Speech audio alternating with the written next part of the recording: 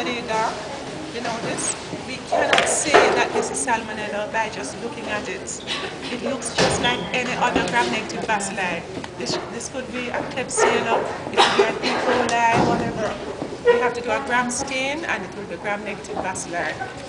On McConkey's agar, it's a non-lactose fermenter, and even from this we cannot say it's Shigella or Salmonella. We'll have to do the biochemicals. Now, so these are all examples of Salmonella. Now for the Staphylococcus, we are going to include a blood agar plate for the Staphylococcus. What are the specimens we'll be taking for Salmonella food poisoning? We would do stool. Would that help us if we do stool? We would look for it in the stool, but where would we look for the stuff?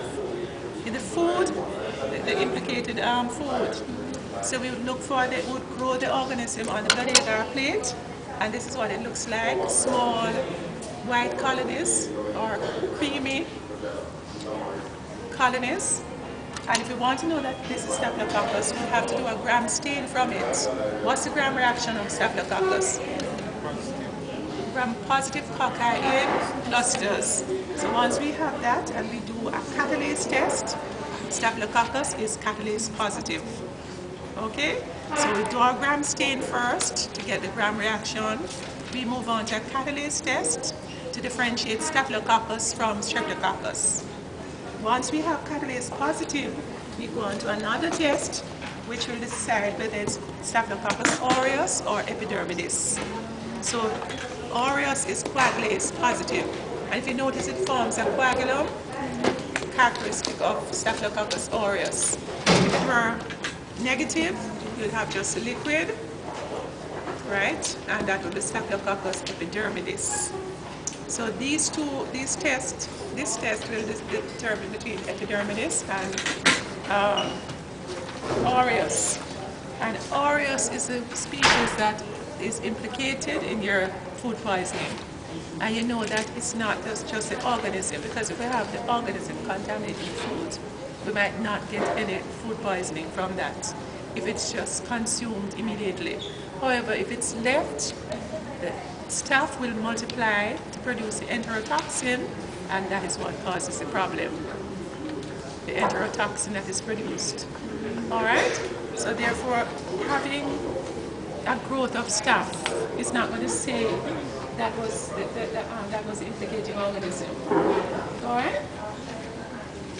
Now, that's the only one that is there. Okay? Anything else? That's it. So we have gone through Salmonella and Staphylococcus aureus. And you know exactly how to identify them. All right? Can somebody just go through that for me? How do you identify Salmonella? From stool, starting from the specimen. Starting from the specimen.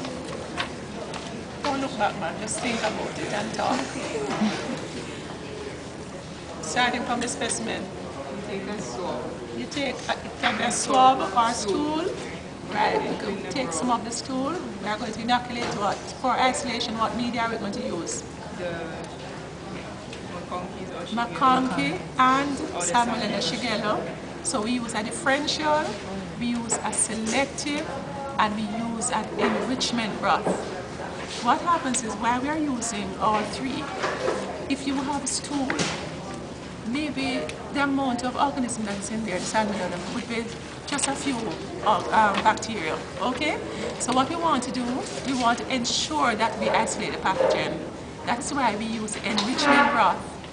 If we miss it on the McConkey and the Salmonella Shigella agar, because we are putting it into a broth, the broth will multiply there. So when we subculture from the broth, we are increasing our chance of isolating the organism. Is that clear? So we start off doing the stool to the McConkey and the Salmonella Shigella agar along with the gram-negative. The following day, we'll subculture the gram-negative broth to McConkey and Salmonella Shigella again. So we are trying to ensure that even if one bacterium is there, it's given a chance to multiply in a liquid medium to, so that we can isolate the organism.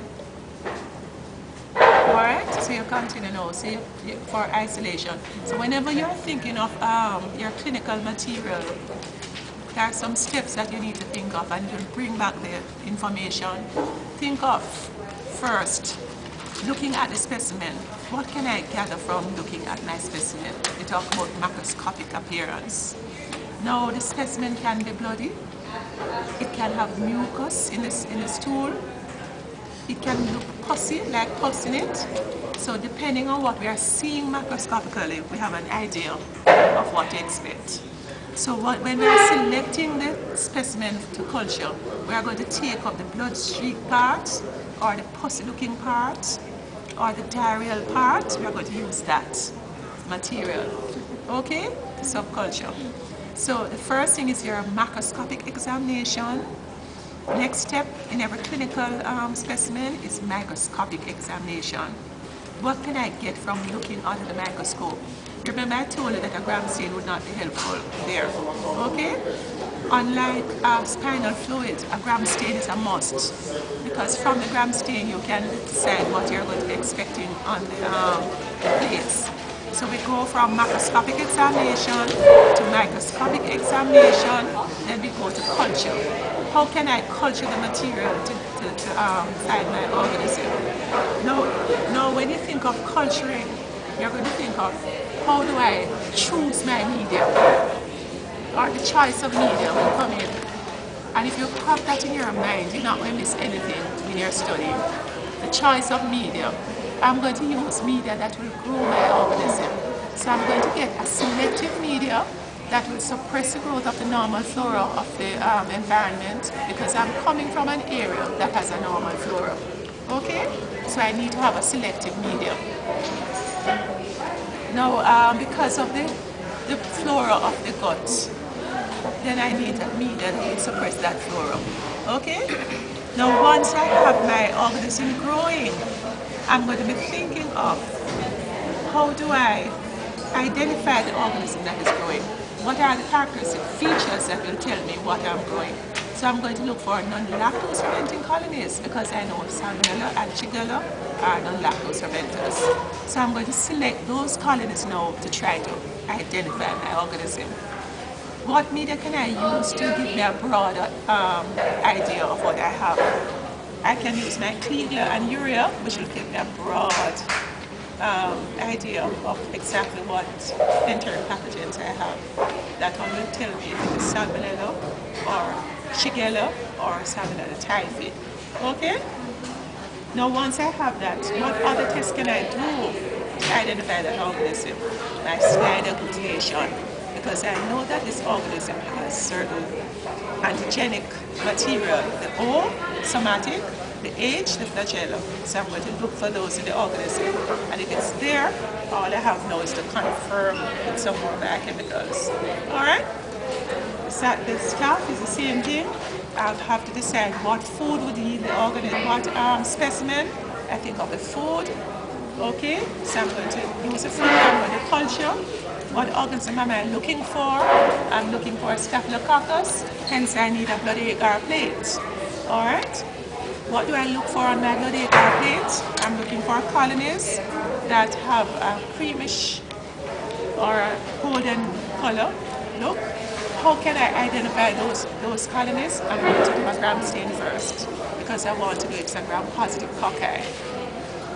And I know other organisms are gram-positive cocci. How can I say it's a Staphylococcus? I'm going to do my catalase test.